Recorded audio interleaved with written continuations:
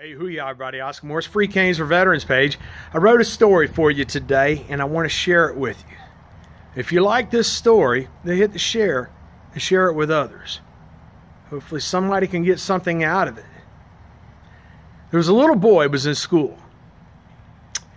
He's being pretty disruptive in class. He doesn't concentrate much, and he's always a little problem. Well, the teacher sees this, and she tells him that when the bell rings and everybody goes home, I want you to stay in your desk. The bell rang. The kids got up. They all went home. And to her amazement, he is still sitting there in his desk. She says, what I want you to do is take this math problem I've got written out here on the paper, take it up to the chalkboard, and I want you to write the problem out and solve it. The little boy goes up there and he writes the math problem out on the chalkboard. But he can't solve it. So he puts some gibberish down. He turns to her and says, I'm done. She says, wipe it clean. Do it again. He wipes the chalkboard clean. He gets the chalk. Puts the problem back up there on the board. He goes to write it out again, and now he just puts gibberish up there again. See, what he's thinking is that she's going to get tired of this and just send him home, just like all the other teachers have done. She tells him, wipe it clean, do it again. He wipes it clean. And this time, he writes the problem out, puts the chalk onto the board. And he's trying to think of that answer. But it can't come to him.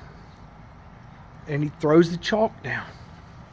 You see, he doesn't know how to solve it. And he turns to her and says, I can't do this problem because I don't know how to do it. And she says, all you had to do was ask. She walks up there. She writes the problem out. And then she helps him. This is something he's not used to because all the other teachers didn't want to spend the time with him or waste it. They pushed him aside. So he's not really used to this. He figures it out with her. And what he does now is he looks at her and he says, why would you want to spend time with me and show me this? She says, let me tell you about a story about a little girl. She was hooked on drugs.